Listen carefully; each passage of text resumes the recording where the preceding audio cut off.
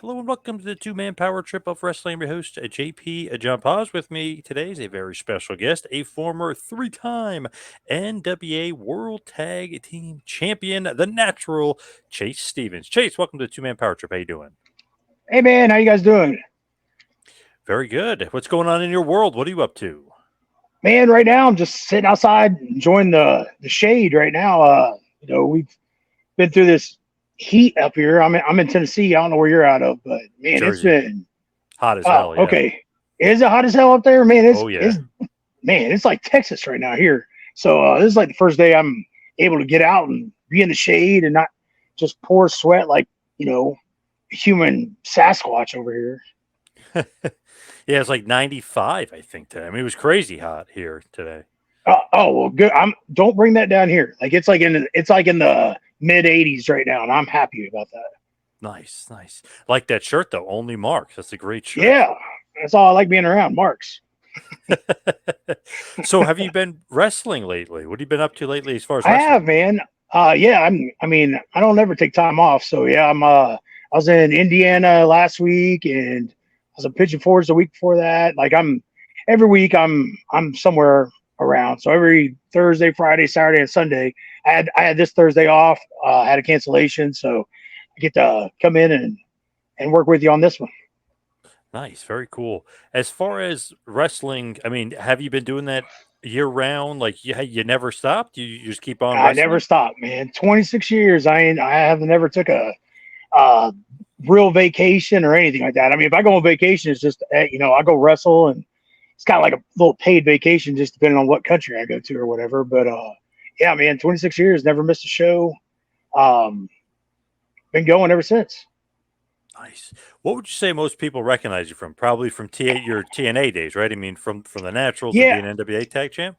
man. There's more people that know me now than what knew me when I was on TV. Like because TNA is just now getting out and they're getting broader. Like they're it's replaying more YouTube videos of it and things like that. So a lot more people are noticing me now than whenever I was actually on TV for them back in the day. So When you go back to that time period at TNA, how did you actually get into TNA? Like, how did you break in there? man, it was one of those right place, right time type things. I'd moved to Tennessee. I went in and worked for Burt Prentice down in Nashville, and I wasn't there very long. He had connected me with Cassie Riley and hooked us up as a tag team. I didn't know Cassie before that, and then lo and behold, like a few months later, Jeff and Jerry were putting together a new TV show, and we didn't even know the name of it at the time. So it was Total Nonstop Action TNA, but we didn't know the name of it. We just knew that they were both wanting to put together another show, and they were coming to the Nashville Fairgrounds to one of Bert's shows to see the local talent, see who they wanted, things like that. And I just happened to be booked on that show. And me and Cassidy was the tag team. I think we worked Mike Rapata. He was old Colorado kid. NWA, Yep. yeah, Colorado kid. We worked him and one of his students, Big Boy Douglas, and we ended up getting hired that day. It was a little later that night. Like Jerry waited till all the matches and everything before we got introduced to anything. But Chris Harris and James Storm was on that same card. They wrestled each other though. They wasn't a tag team yet.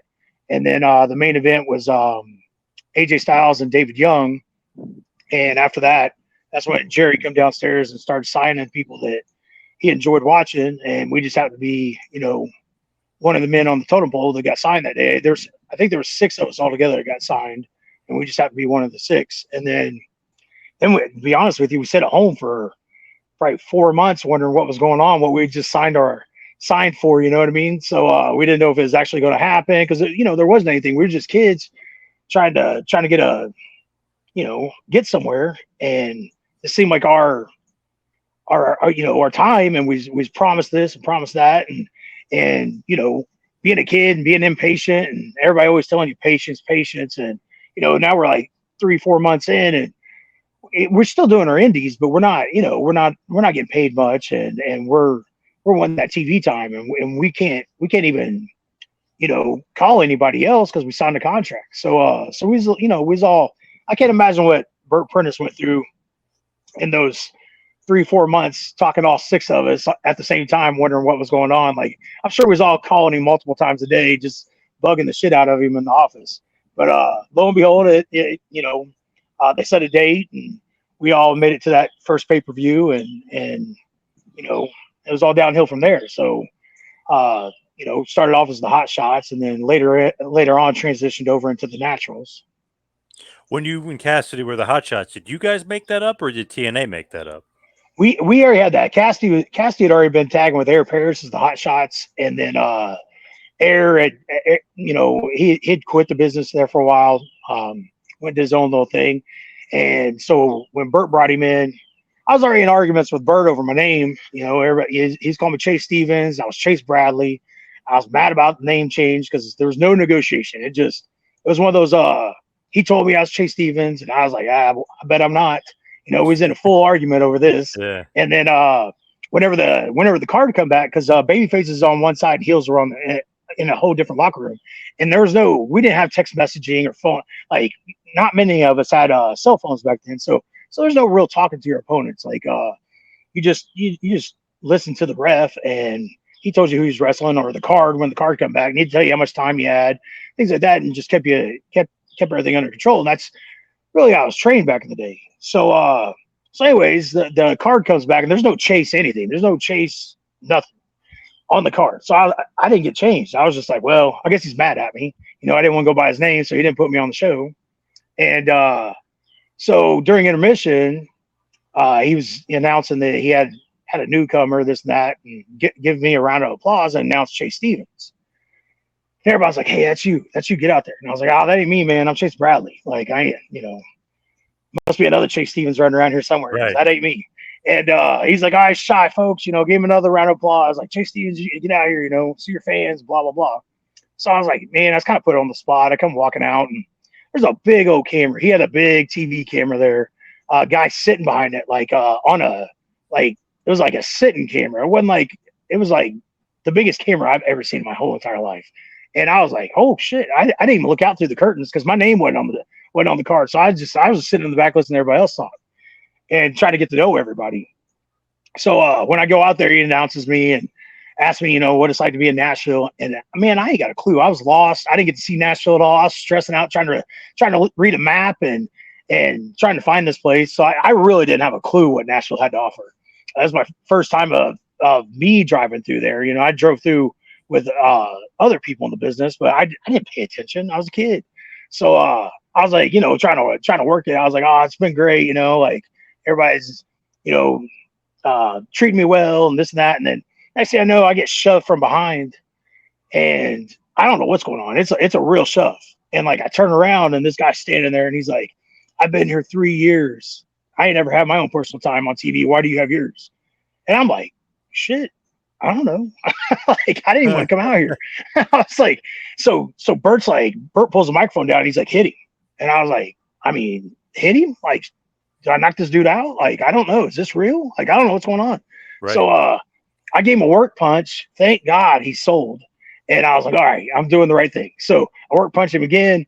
He goes to extend his hand. So I grabbed onto his hand, and he's like, shoot me off. He's like, reverse duck mine, cross body. So I did. I'm in full blue jeans, got boots on.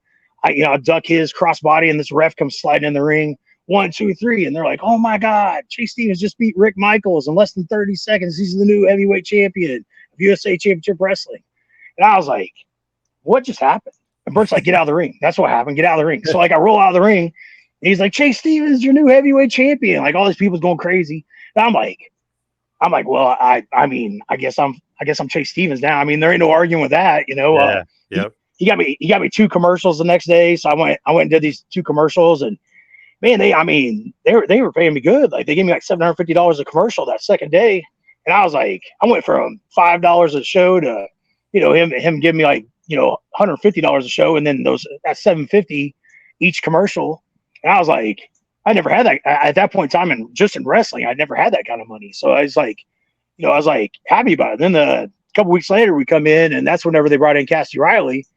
And I'm there early, so as I'm shaking his hand, he's going, "Oh yeah, like I'm tagging with you. Like we're a tag team called the Hot Shots." And I'm like, "Wait, hold on, like I got my own tag team. Like I just haven't got my partner down here yet." And he's like, nah, man. Like I had my own tag team partner too, but this is us. We're gonna be the Hot Shots." So that's how it all come about. Like Bert or whoever. I mean, Cassidy already had that name, so we just went by it. And then when we got signed with TNA, it was we were the Hot Shots, but our first deal in Nashville. So we went and did that pay-per-view in Huntsville, the first the live pay-per-view and then a taping we did. Yep. We wasn't on that. We were there. We got paid to just sit in the back, and because a lot of things got mixed around, and certain people couldn't make their flights. Certain people extra people were coming in that wasn't supposed to be on the show. It was chaos. And I can't imagine what it was like to be, a guy starting that kind of business at that point in time. So he was trying to get everybody, that was TV that he could get on there that wasn't under contract anymore. And we just wasn't a built name to be out there at that point in time. So we ended up getting paid though. We just had to sit in the back. So then 3 weeks later, we come back to Nashville, and that's when I met Vince Russo for the first time. And, we introduced ourselves, Cassidy had met him before with WCW, but I hadn't. This is my first time meeting him. And, I extend my hand and, shake his hand, give my name. And he's like, "Are you guys a tag team or something?" And he's like, "Yeah, we're the Hot Shots, this and that." And he was like, "Oh yeah, bro, I got that. Yeah, we're changing your name. You guys are gonna be called the Hot Dogs, Oscar and Frank." And he's got this water bottle. He's like putting it, down his leg. He's like, "We're gonna give you guys these fake dicks, and you guys are gonna be, have women chasing you around as the Hot Dogs." And he's like, we got some lines for you. You guys tag team line is gonna be "We're pricks, proud, and protruding." And I'm just like, I'm in awe. I'm like, what's going on? Yeah, what? Yeah, I'm like, this has got to be a rib. Like, there's no way this is real life. And Cassidy's still shaking his hand with this big smile on his face. So I totally think it's a rib. I don't know him all that well. I've been around him a few months at that point in time. And, Cassidy's like, yeah, sounds great, and Vince turns around and walks off. And I was like, I don't know what the hell you're talking about. I was like, you ain't calling me a hot dog. I will not be called a hot dog for the rest of my life. And he's like, "You're going to do whatever you got to do to keep us on TV." And I was like, "I bet I don't." I was like, I've always been a rebel. I've always been against the grain. Like, we don't have to do that. We could do something else. Like, that doesn't make sense. What about this? This makes sense. I've always been that type of guy. So it's not that I don't feel like I'm a headache. I just feel like, I'm trying to think of it from a fan standpoint and not from a writer that has no clue what's going on in the real world. Like I travel and I meet all these fans all the time. Like I think I know what sells and what doesn't compared to some guy that just sits in his house, writing on the internet, telling everybody what to do. He doesn't know people personally and things like that. And he just rubbed me the wrong way right then and there. And I really did think it was a rib, but it wasn't a rib. It was being dead serious. So I went to Jarrett and I was like, "Hey," he's sitting behind the monitor. He's got a little spit cup he's spitting in. And I had met him other than him just giving me a little sign thing that I had to do. And then they had to email me the contract in the mail, but I signed a little deal and gave him my email and stuff. That was the only time I got to meet him though. We didn't like have words or anything like where we got to know each other. We didn't go out and drink coffee together or anything like that. So I went to him and I was like, "Hey, Mr. Jarrett," like, he's like, "Yeah, well, what can I help you with?" I was like, "Well, I just met Vince Russo." I was like, "Ed." He's like, "I don't like him." And I was like, all right, we're on the same page already. I was like, "I don't like him either."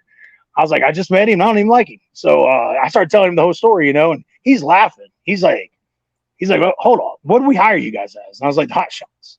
And he's like, "All right." He's like, "I mean, I like that. I like the Hot Shots. We're keeping the Hot Shots." He's like, "But man, that dick idea, that might be a good idea." He's like, might get you guys some dildos and have you guys do some stuff like that. And I was like, that's what I was like, man, I talk too much. That's what the problem is. I should have just ended at the Hot Dogs. I should have went all the way through this whole deal. So they end up for probably like, I guess it's 4 weeks, a month. They gave us we had these fake dicks, these fake strap-ons, but we had black tights, so you really couldn't see anything. We had to get that's why we got the neon orange trunks as the Hot Shots. We got those ordered like quick. So they threw that together for us in like because there's a thinner material spandex, and it was where you could really see the outline and things like that. And we was trying to get it over, and Cassidy's, he wore just trunks. I wore the bikers, so Cassidy's looked like a cup on him. It didn't. You couldn't really tell anything, anyways. And mine like was like over the side of my leg. Like I drooped it over the side of my leg, and I outlined it with a water bottle. Like I squirted it all down before we went out through the curtain and things like that. I was really trying to get it over, because I was like, man, if you're gonna give it to me, I'm gonna run with it and see what I can do. So I went out there, and we're working America's Most Wanted at the time, and Chris Harris does this stalling suplex where he walks around the ring and holds you up in the air. He walks you all the way around. So I was like, hey man, like right off the bat, let's do that stalling suplex. That way, people can home in on me, and maybe this dick thing will, finally take off, where we can get some longevity out of it, and maybe they'll keep us on TV a little longer than normal. So as soon as he takes me up in the air and starts walking me around, like the crowd's like dead silent. I think we was like maybe first, second match on the pay-per-view. And because it was that Wednesday pay-per-views that we was doing. And this guy there's probably 1,800 people in there, dead silent. And this one guy's like, he's got a boner. And man, the crowd starts coming together. You can hear them whispering and stuff. And then they all start chanting together, like, he's got a boner. He's got a boner. I was like, put me down. I'm like right in his ear. I'm like, put me down. He's like, I can feel him grin on my face. I can feel him grin. He's like, right. Nope. He takes me back around one more time. And man, I'm throwing my weight in my legs. I'm throwing my weight everywhere. And Chris was so freaking strong back in the day. Chris Harris, man, he walked me around, and it's like manhandled me, walked me around, because I was throwing my body weight everywhere for him to fall. I didn't care if he dropped me over the top rope. I was just ready to get the hell out of there at that point in time. Because, like, I was a kid, man. That's like an embarrassing moment at that point in time. I learned from that.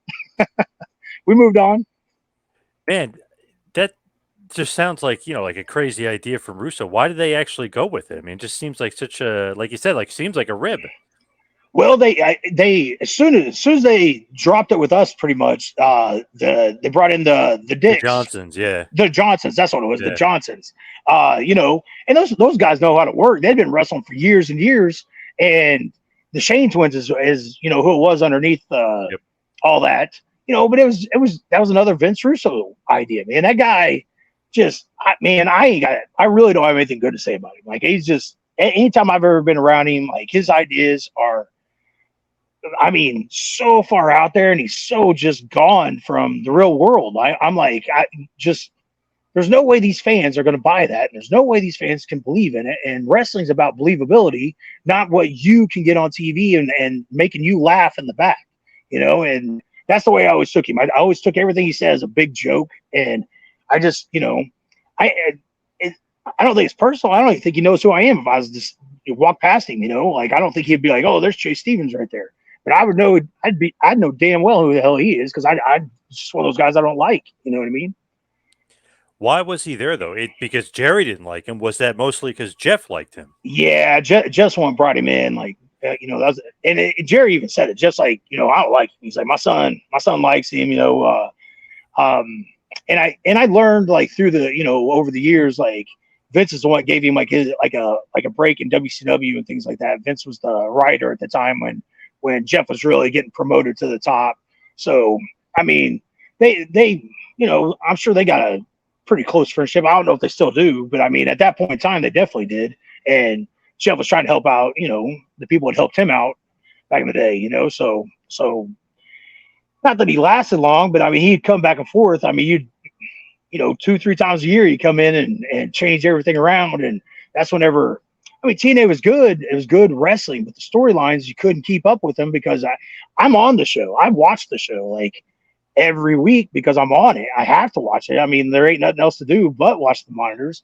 And I couldn't keep track of what was going on. Like, one guy's a babyface this week and he's a heel this week. And it was just the storylines of different writers coming in and not getting to know the storylines that are going on and reset everything to what they think they should do. And instead of watching in, a couple episodes prior and then coming in and really studying the game and making it mean something.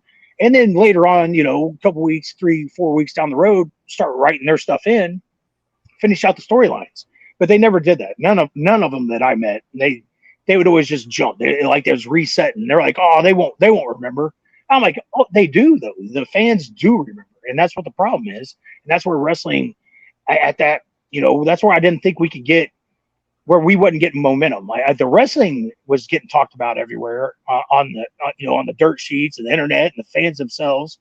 Our wrestling abilities was getting over, but the storylines were just shits, and I can't blame anybody else. The only person that I talked to about the storylines that was really out there was Vince.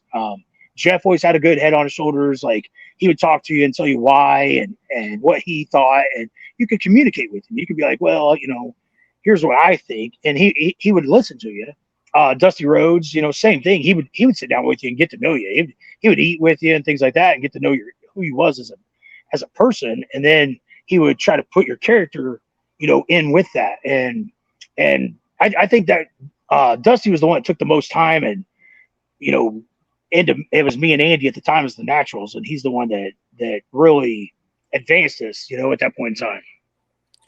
When you look at it, though, did you think that Dick's thing was going to get over? Or you're just doing it because you got to do it because I was just doing it. I was happy I wasn't called a hot dog. I didn't care about the Dicks. I was the hot dog things where I was like, man, I'm gonna get stuck with that the rest of my life. I remember when I like just a few years prior, I remember sitting with Terry Taylor and him just disgusted that he was called the Red Rooster. He was Terry Taylor his whole life, and he's like, man, I was called the Red Rooster for 5 months. He's like, and everybody in the whole world knows me as the Red Rooster. He's like, and it's been 10, 15 years now, and I'm still, everywhere I go, somebody's calling me the Red Rooster. So all that was replaying in my head when this guy wanted to call me a hot dog. So I was like, nope, that is not going to be me. I am not going to be Terry Taylor 15 years from now going, I'm a freaking hot dog. That's so true about the Red Rooster. I know some guys kind of embrace those horrible gimmicks, but man, that one was like beyond bad. I don't know why the hell he was the Red Rooster. Like he was awesome. He didn't either. Like, what the hell? He didn't either. Yeah. He was upset about it because him and Henning were in the office at the exact same time, and they didn't they didn't know what they were getting. So Vince said, "Come on in," and they didn't know which one. So Terry was like, "You go ahead." So Kurt went in before him, and he got the Mr. Perfect gimmick. Yep. And then Terry comes in after him and gets the Red Rooster. And Terry was like, if I would have walked in, if I wouldn't have said go ahead, he's like, would I have been Mr. Perfect? He's like, he was really dwelling on it back in the day. So I didn't want to be in those shoes, man, because he was really upset when he was telling me one night, and I was like, he had never opened up to me. That was his first time at that point in time, and I didn't even have a career yet. I'm like a little indie guy on the road, and him opening up to me, and then fast forward, a little bit, and I'm in that same situation. I'm like, oh no, I ain't, nope, I'm not going through that. You ain't gonna call me Oscar or Frank. I'm not gonna be a freaking hot dog the rest of my life. You know what I mean? Like telling my kids, like, hey, your dad's a hot dog. Like I can't imagine my kids going to school and being called Little Wiener or something. Little Oscar Mayer. What a wild idea. I mean, geez, Louise. Right. Yeah. Too far out there. Way too far. Yeah. Yep. So when you guys are there originally, you do wrestle the Briscoe brothers, who don't get signed. Maybe they could have. Obviously, they obviously made a huge name for themselves in Ring of Honor. But what did you think about the Briscoes at that point? Man, Briscoes were great. That was my first time officially meeting them at that point in time, and they were just easy to work with. Like there wasn't very many. I can't remember anybody that we worked even that really was hard to work with. Like everybody was just really down to earth. There was never any arguments or disagreements. Like we all just and the Briscoes, they were just happy and hungry, so it was easy to work with them. Like anything they wanted to do, we was all for it, and anything we wanted to do, they were great. Like on catching us and keeping us safe, and just both of us, both tag teams back and forth. It was it was a battle, but it was a respected battle. You know what I mean? So I've loved since that day. I mean, those guys have always been an amazing team, and the horrors that happen in that, and with the brother there. It's just sad, man. Sad deal. What did you think about Jeff Jarrett, and what was your relationship like with Jeff? I got along. I always got along great with Jeff.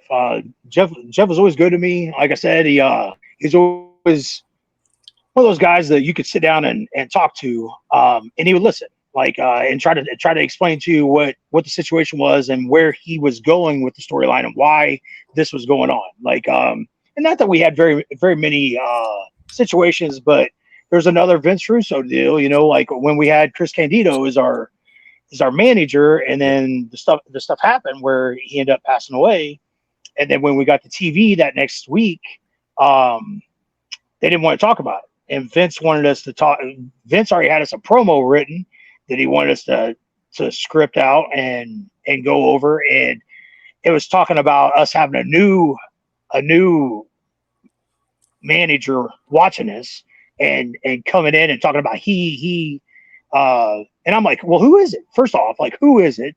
Who we got? And they didn't know. They didn't have anybody. They were trying to piece things together, and they didn't know where to go with it. That was number one. And number two, this ain't a storyline. This really happened. This is real life. And Candido passed away, and I felt like we needed to talk about it on air and get it out there, that because it ain't like he just got thrown with us. We were World Tag Team Champions just the time before on TV. We'd just won them together and all this. You know what I mean? We'd built our way up and just won the gold, and then he passes away. And when we get back, now we're talking about another mentor coming in and this and that. And I didn't like it. And Andy didn't like it. We both seen eye to eye on it, and we wasn't going to do it. And so we told Vince to, screw off pretty much. And then later on in the day, Jeff comes to us and asks us what's going on, and we told him the situation and how we felt.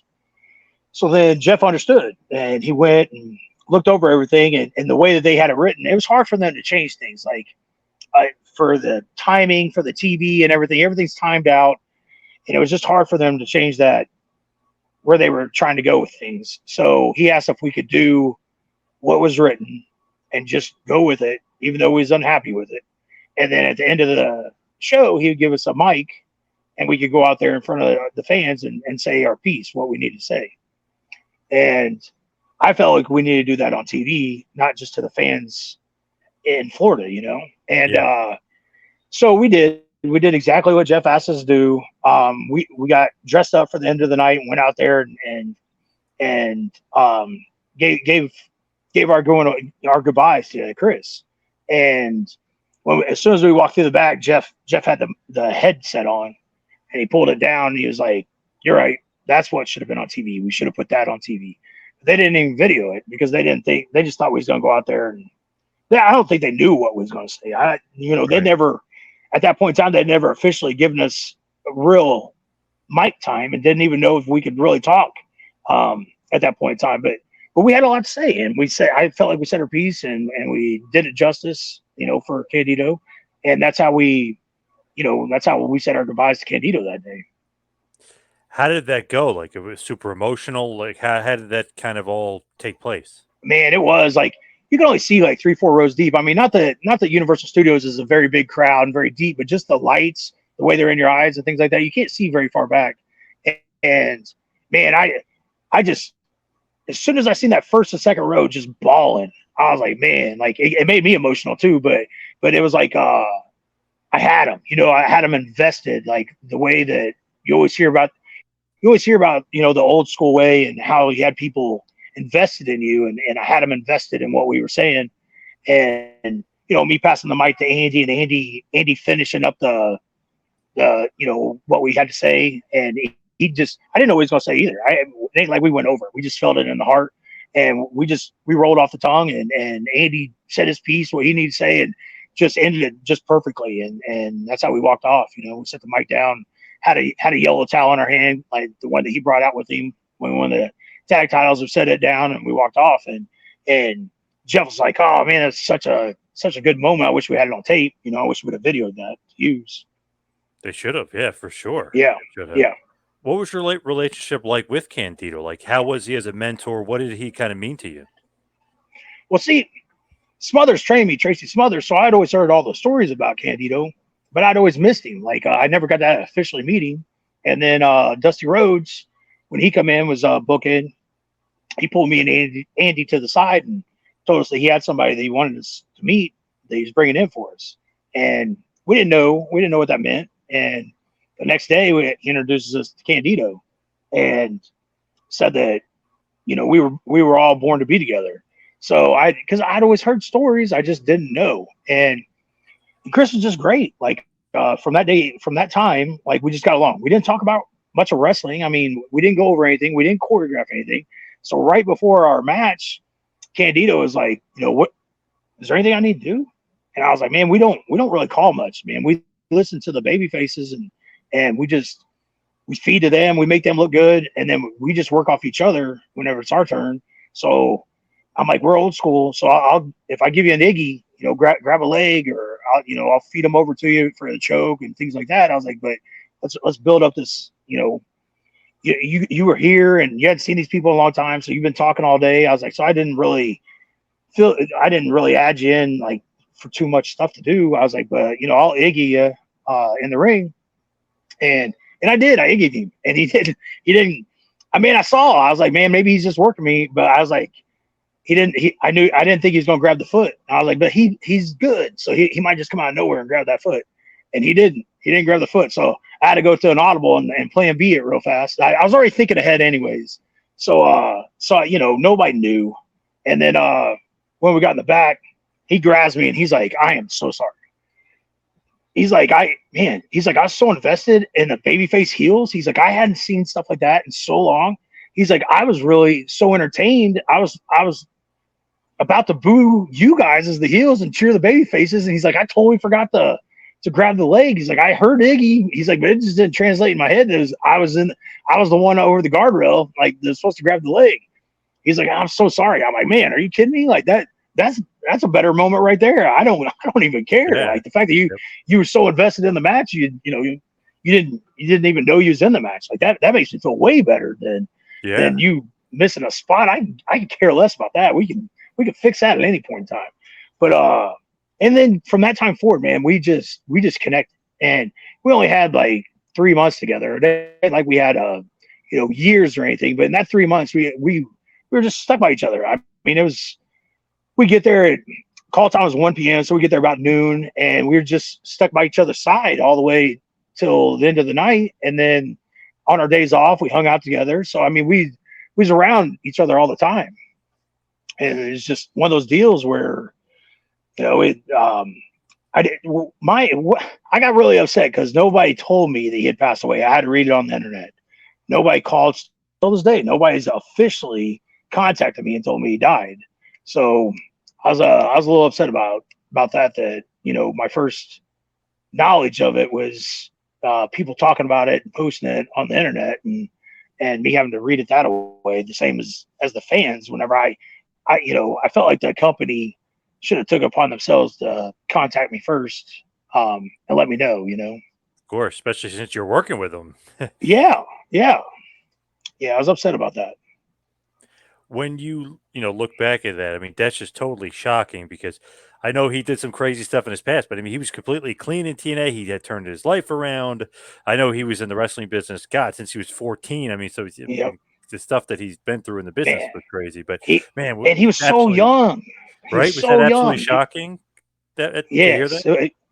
Because I didn't ever look up how old he was or anything like that until he passed, and then I was like, man, he was only 34.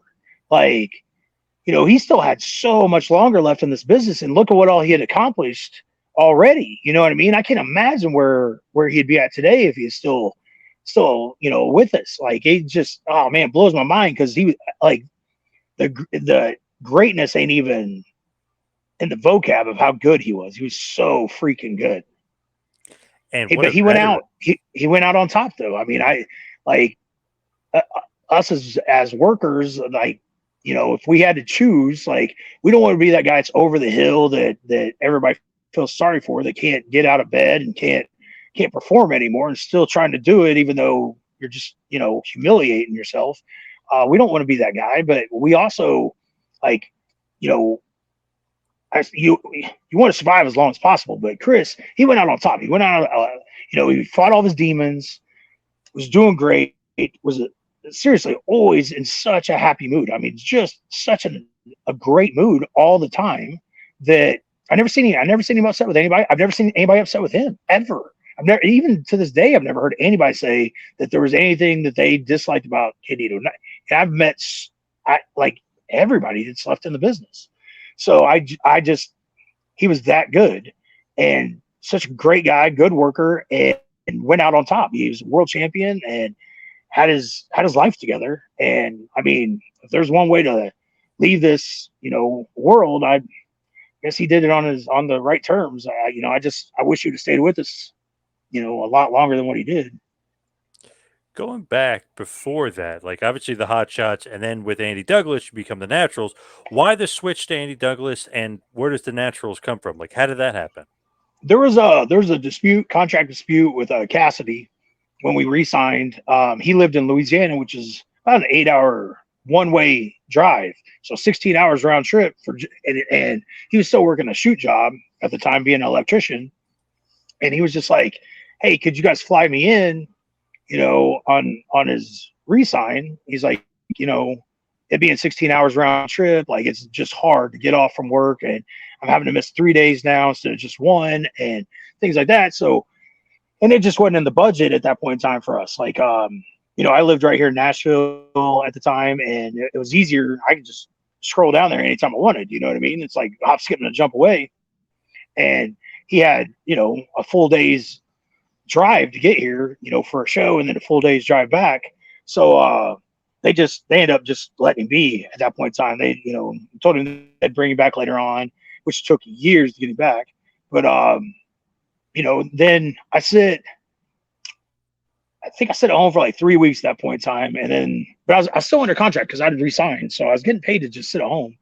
And they, they called me to come in. Terry Taylor called me to come in, and I went in. And that's when they introduced me to Andy. And I'd met Andy one other time on the indies of my memory at that point in time. And he was just a skinny little kid, and not that I was like this big overgrown man, but, he was like super skinny compared to me at that point in time. And Terry was like, he pulls us all, like all the boys are around, they're all changing clothes and stuff. And he just pulls me and Andy out in the open. And he's like, "Hey, listen, like, we're going to put you guys on TV in the next 30 days. We got some storylines for you guys. Like, we want you guys to come up with a tag team. Andy, if you could gain 30 pounds in the next 30 days, not telling you to do anything illegal, but if you could, we have a spot for you and we're wanting to put you on TV." And, I'm a loudmouth. I throw my hands in there. I'm like, well, we're screwed. We're screwed already. I was like, he ain't gained 30 pounds in 20 years. He ain't going to gain 30 pounds in 30 days. So, Right. I turned around and walked off. I was like, "Man, we're done. We're done." Like, so I sit at home. Like, I was miserable for that 30 days. People would be like, "Hey, when are you going back to TV?" I was like, "Never. I'm never going back." I was like, they give me a tag team partner that, like, he's a beanpole. He ain't ever gonna. It ain't gonna happen. So we went in about 30 days later. 4 weeks. We go in, and Andy looked like a freaking pit bull, man. He was just jacked. Looked great. I looked like a melted candle, and he's over here looking like an action figure. You know what I mean? Like, Yep. and I was like, shit. I was like, "Hey, what the hell? What happened? How'd you get this?" I was like, "Where'd that little guy go that I was just making fun of?" So, and we just hit it off, man. They signed us.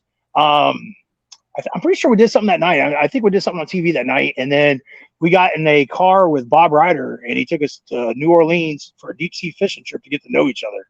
And man, we just hit it off like the whole way down. Like, we were joking around, bullshitting, and everywhere we stopped, everybody thought we were superstars already just because of the way we carried ourselves and dressed. So we were like signing autographs like crazy, and we really had all we'd done was a Wednesday pay-per-view, and I'm pretty sure we just did a run in. We definitely didn't have a match because we didn't have no tights or anything at the time that matched. So we just did a run in and hit somebody with a chair or something. But I mean, so I know for a fact nobody knew who he was. But man, we were just signing like crazy, and we started off with the name Natural Heat, because I'd already been, as soon as I threw my hands up, like everybody's like, "Oh man, there's Chase again," and I was like, "Man, I'm always my mouth's always going. I'm always in trouble. Like we're just heat magnets, And Andy, I thought for sure he's gonna be a troublemaker, like being a beanpole and wasn't gonna be able to gain the weight that they told him to. So we come up with natural heat, and then the more we sign that, the more I was like, man, we need less, not more. Like, I was already like tired of signing it, and he was tired of signing it, and I was like, man, let's just go with the naturals and just sign our name. It was way easier to put it in and some squiggly marks instead of having to come up and write heat out, So, us being lazy how we was, we just we went with the naturals, and we was originally supposed to get baby blue and black and white and baby blue tights for the naturals because we was going to do this baby face type deal, and our gear maker throwing everything together, he's like, man, I didn't have enough baby blue. He's like, I have a bunch of pastel pink, so that's what I gave you guys. So I was like, oh, you gotta be kidding me. So we ended up getting pink and black, and it just, we come to Pink and Black Maniacs, and was just, it ended up being like one of our trademarks on that, but that was one of those accidental things too that just come into existence. It's supposed to be the same blue. It's on this shirt right here, so it just didn't work out that way. So, but we rolled with it. It all worked out, and I'm sure we made it a little farther with the pink and black than what we would have with the baby blue anyways. So, and it feels like the Naturals and America's Most Wanted, Storm and Harris, you guys had like a really lengthy, good feud, and they kind of helped put you guys on the map because obviously you guys win the tag titles from them. But I felt like that was a great feud, not only for you, but for them too. Great feud for TNA. Well, like I said, me and Cassidy had already been working as a tag team. They wasn't a tag team. So whenever they did tag up, we started traveling around with them, even on the indies, and teaching them how to transition in and out as being tag team wrestlers. And it just it all clicked. And then when the Andy come in, it was easy to work with Andy. He was just super naturally gifted and easy to work with. He wasn't trying to get all the shit in all the time, and that's where everybody runs into complications today. It's easy to work. Me and him work in and out, and try everybody else get the baby faces or whatever get their little high spots in the best you can, and then we'll just fill in the gaps for the time that we have allowed, and we'll get ourselves over however we do it, and he agreed on every bit of that, and that's how we did it. I mean, that we really didn't memorize anything of our own. It was all everybody else, and we just knew on the few things that we did tag team wise, like wherever I'd grab or wherever he grabbed on the tag, I just knew what we was doing, and I knew what to go for. If he was hooking a leg and pushing him up, I knew to go up to the top rope and jump off, and things like that. We didn't have to call it, we didn't have to choreograph anything. Love that feud. I feel like, the cage matches and, the hardcore matches and stuff just was great chemistry with the Naturals and AMW. Man, it was, and we were guinea pigs on that. Like that very first 6 Sides of Steel that we did with AMW, it wasn't built yet. That's why we was in the main event, because it wasn't built, and they didn't know how it was gonna hold up, and we didn't know how tall it was gonna be. And the fairgrounds is like the roof's like higher in one spot than what it is in the other. It's like a downslope. So I was trying to come up with things like that I could do that I'd done at indie shows back in the day. I'm like, man, I can do a shooting star off of it. And they was like, are you sure? I was like, man, 100%. As long as we go, like, here's the highest point because it wasn't set up. There's no way of going over it. So I was like, here's the highest point. As long as I get up here and I'm in this corner in the 6 Sides of Steel, I can stand up and I can do it. I was like, I don't know about that other side because it's sloped down a little bit. I don't know how my head's going to be when I stand up on there. I don't know how high the cage actually is once it's on the apron, things like that. They were still welding it and putting things together. So come time, they put all that stuff together, and we get out there, and they had these where they was holding the fence together. They had these clasps, and they'd cut them, and they were sticking out, pronged out towards the ring. So when Chris Harris ran me into the corner, it gouged the backs of my head and put two like 3-inch gashes going downwards in the back of my head, and I mean all the way to the skull, like super deep. So all that blood running down in my face, I couldn't see. It got underneath my contacts. I couldn't see anything. And but I knew what was going on. I knew like what time of day it was and things like that. And they're telling me to go up. So when I got on the corner, I got on the wrong corner because I couldn't see what corner I was in. I started climbing and the cage was shimmying. It was moving back and forth. And I was like, oh man, this ain't good. If I try to turn around up here and I can't see and I place my foot somewhere and I fall backwards, I die. Like there's nothing catching me. I can fall forward and I'll probably be okay. But if I fall back, I'm done. So, and trying to turn around on the little cage up top, I was like, man, everything in my head's like going, this is probably wrong. And then I hit my head, and I thought I hit my head on the ceiling. And I was like, oh my God, I climbed up on the wrong side. So when I look up at the camera, it's this boom box pulling back from my face, but with the blood in my face and underneath my contacts, it didn't look like it looked like a little UFO. It was like an oval. And I was like, what in the hell is that? Like it's flying in the air and it's pulling back from my face. And I'm like, just looking at it, which it's only like a split second that I'm looking at it. But in my head, man, it was the longest period of time that I'm staring at that thing going, we have aliens. Like, like, I don't know what's going on, but I'm like, everything in me is going, do not try to turn around up here on this. So I just went ahead and jumped off, did the moonsault off that night. And, we finished out, we got in the back. They were trying to they were trying to take me to the ER for sure and get stitches, but they're going to shave my head to give me stitches. So I was like, nah, man, I'll just super glue it. So that's what we did. I gave Andy some super glue and he doctored me up for the first time, super glued my head together. And then we went out and drinking.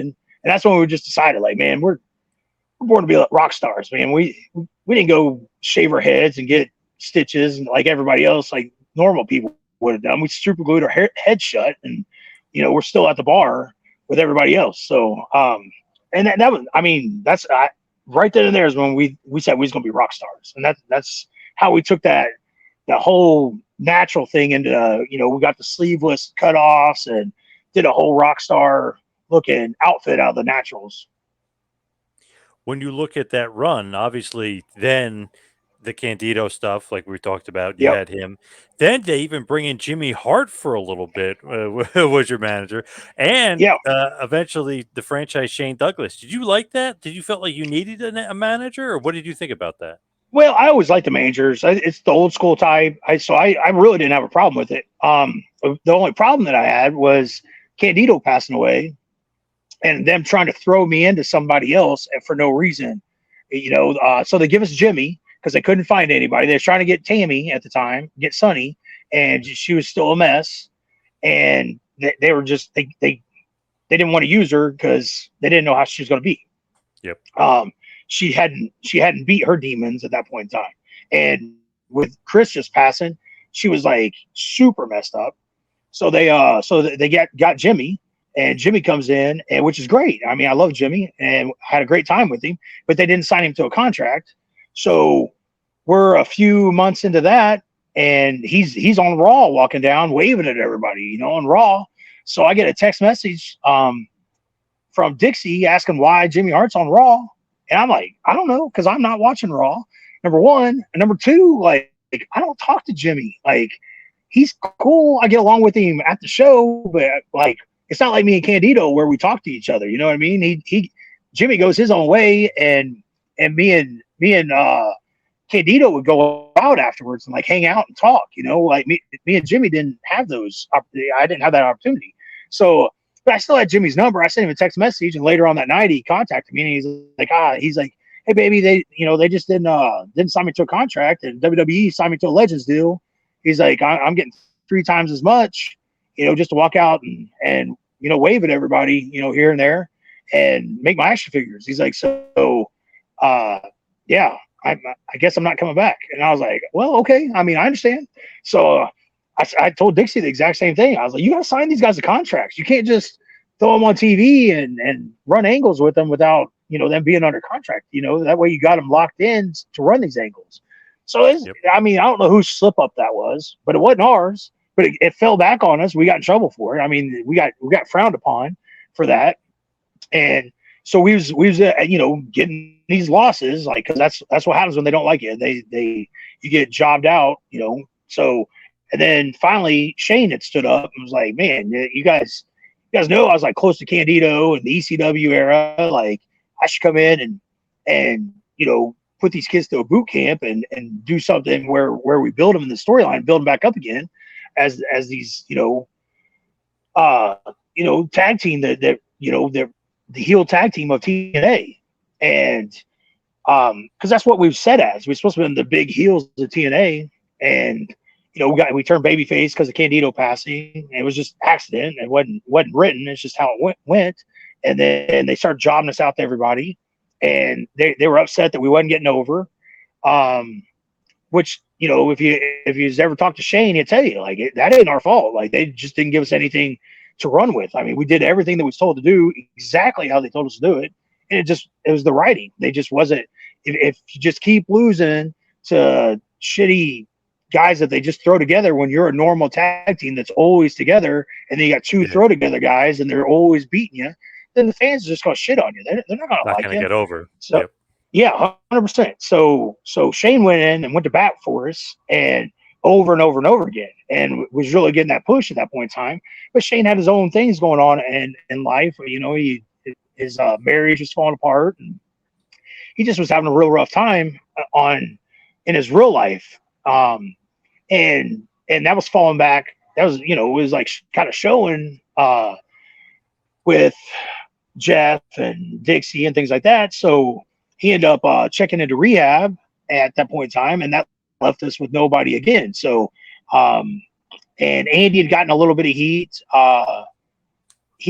We'd done an indie show for TNA and flown in, and Andy didn't realize that the show started at 2 p.m.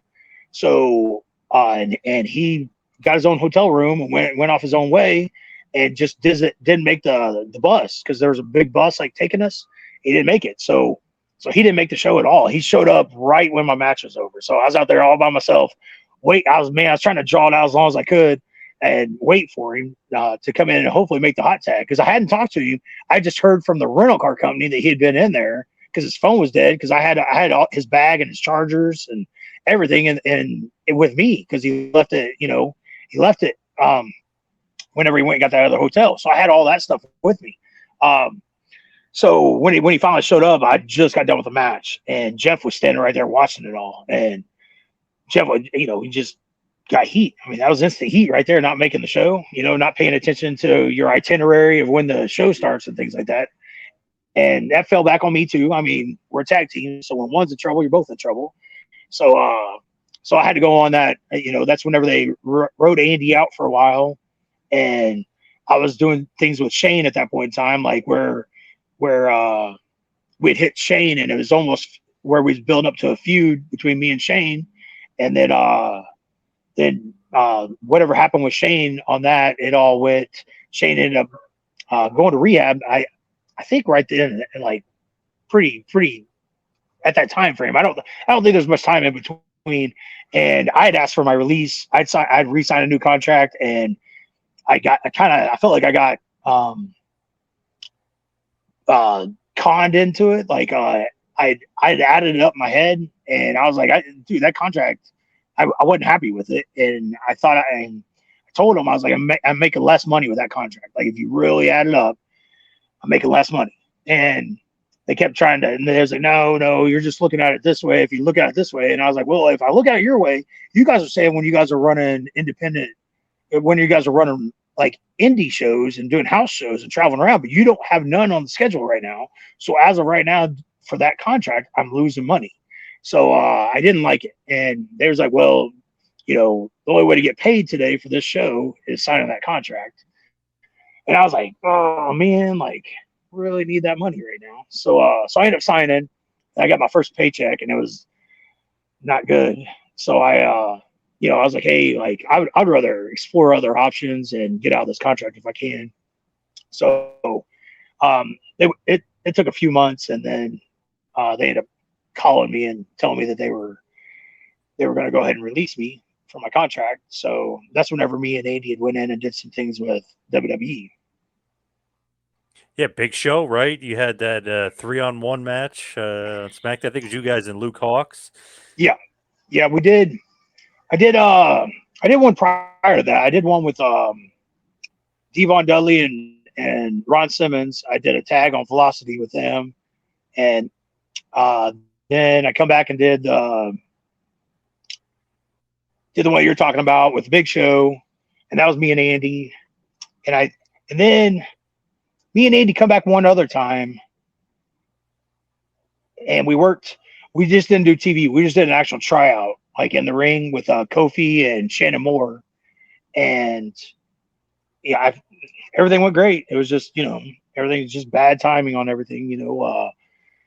We're those people that doesn't bother you. Like we don't call and email and blow up your phone until we get hired. If you like us, hire us. If you don't, we'll get you next time around, type of stuff.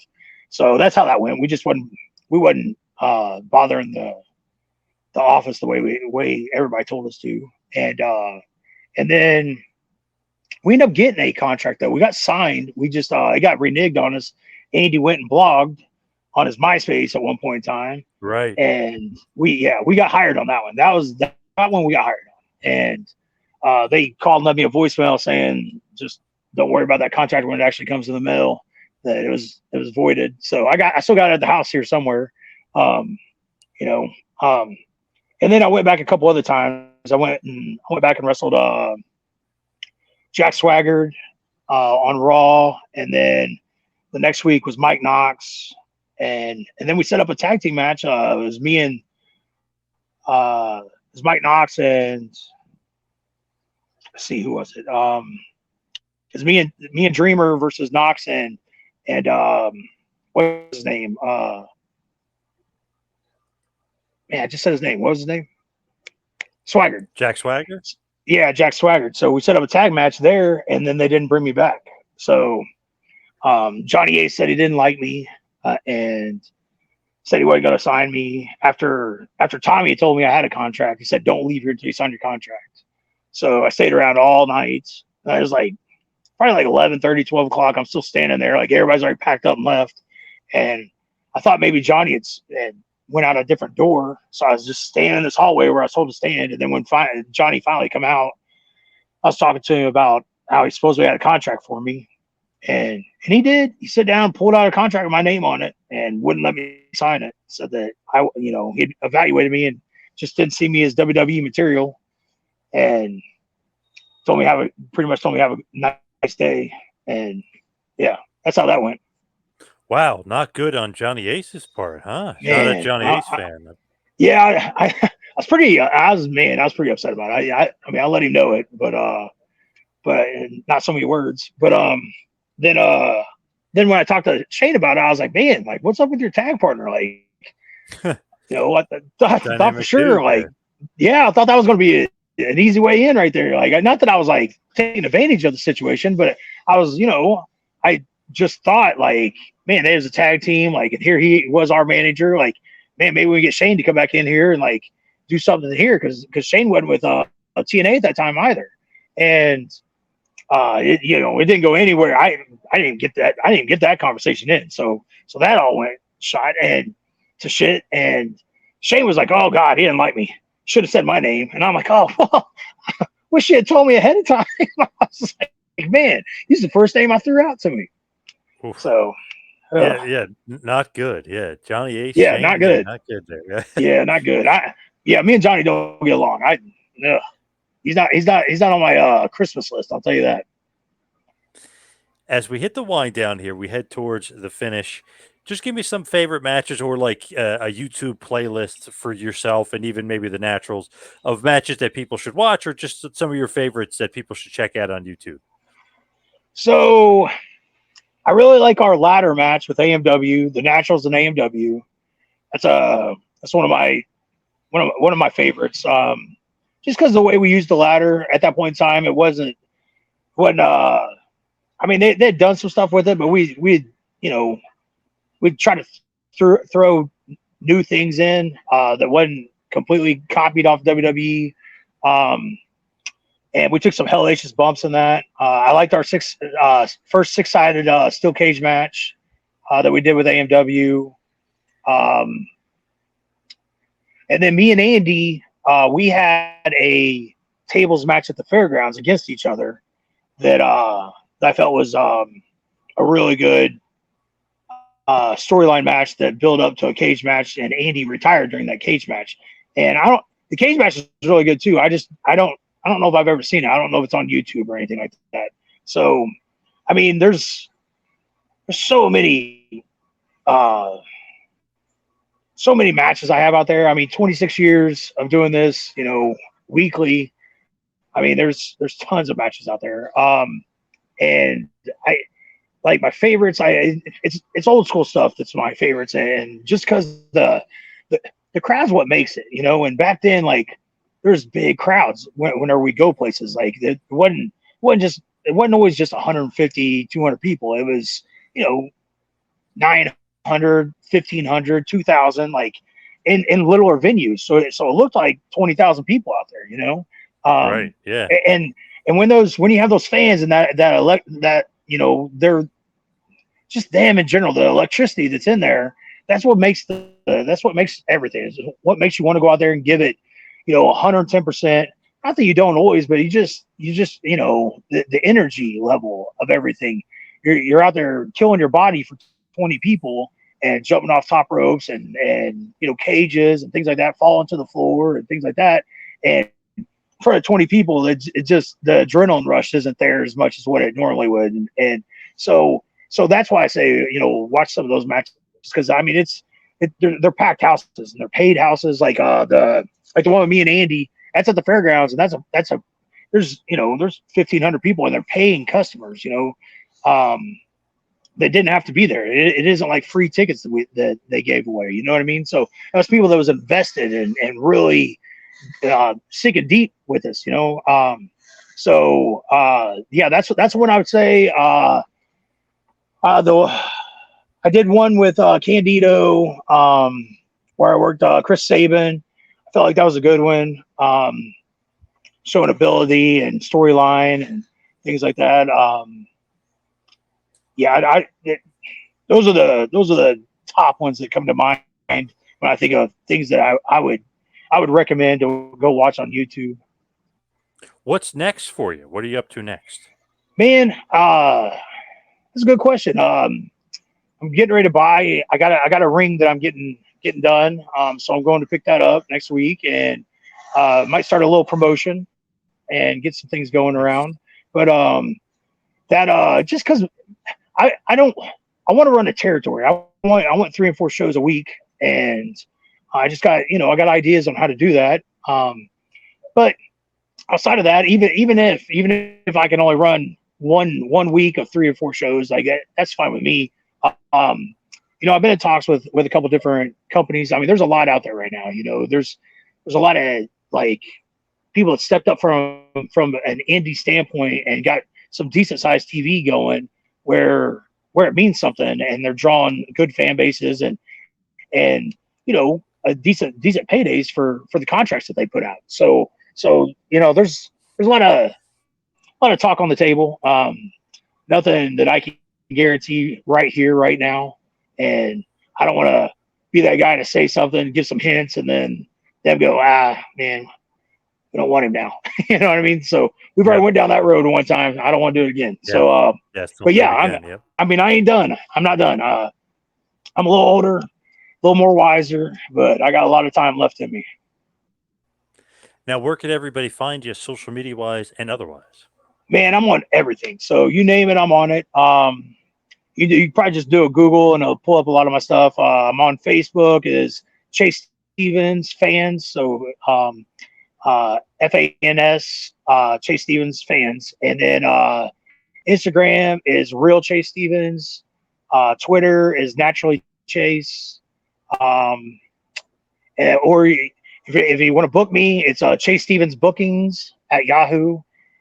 There's just, and I'm like, I keep everything up to date. Like, so if just keep looking every week, I update it and put posters and flyers up to let everybody know where I'm going to be at, the weeks prior. So, and I'm, like I said, I'm still traveling this country. So I'm somewhere every weekend. So at some point in time, I'm coming to a town close to you. All right, Chase, thank you so much for all the time today. Really appreciate it. Man, I appreciate it, bro. I appreciate it.